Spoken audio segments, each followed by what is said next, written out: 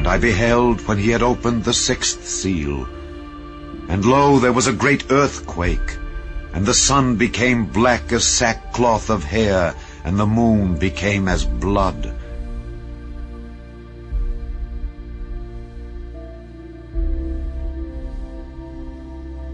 Immediately after the tribulation of those days shall the sun be darkened, and the moon shall not give her light, and the stars shall fall from heaven, and the powers of the heavens shall be shaken.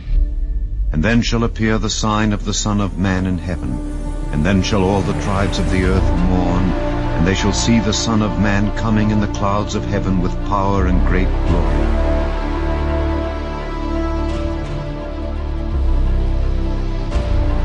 And when he had spoken these things, while they beheld, he was taken up, and a cloud received him out of their sight.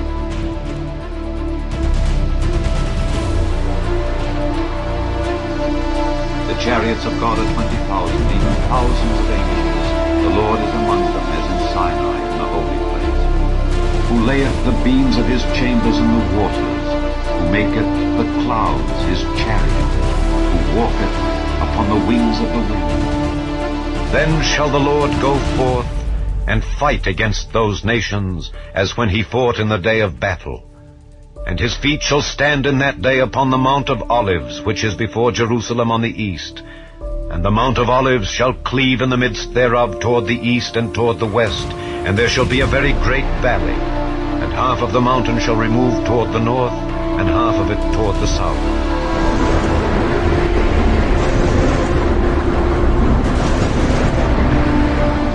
For nation shall rise against nation, and kingdom against kingdom, and there shall be famines and pestilences and earthquakes in divers places.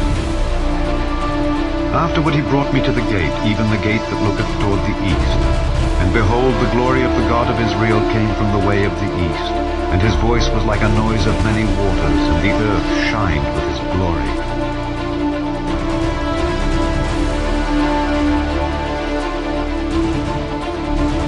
Then he brought me back the way of the gate of the outward sanctuary, which looketh toward the east, and it was shut. Then said the Lord unto me, This gate shall be shut, it shall not be opened, and no man shall enter in by it. Because the Lord, the God of Israel, hath entered in by it, therefore it shall be shut.